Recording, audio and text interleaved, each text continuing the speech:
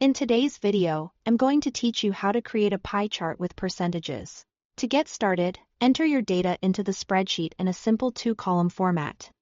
In the first column, type your category names. These are the labels that represent each section of the pie chart, such as different products, departments, or survey responses. In the column right next to that, enter the raw numbers for each category.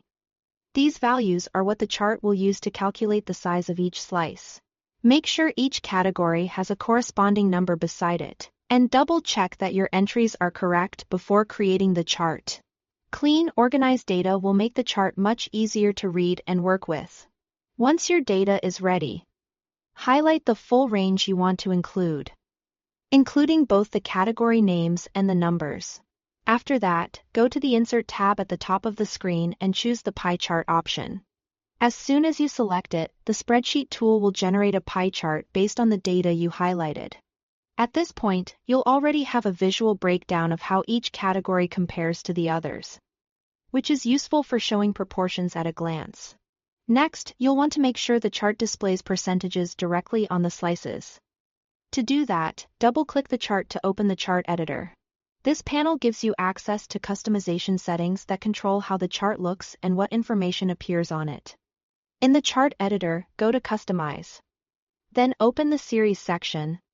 Look for the Data Labels drop-down menu, and from there, choose Use Percentage.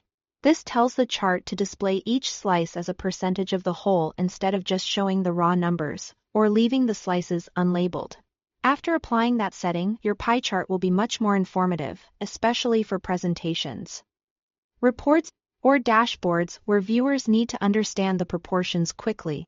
If the chart looks crowded, you can also make sure your original category names are short and clear, so the labels remain easy to read. The main goal is to create a chart that is both accurate and visually simple, and that's it. You've now created a pie chart with percentages, using your category labels and raw data, then customizing the chart to show percentage-based data labels. Thanks for watching.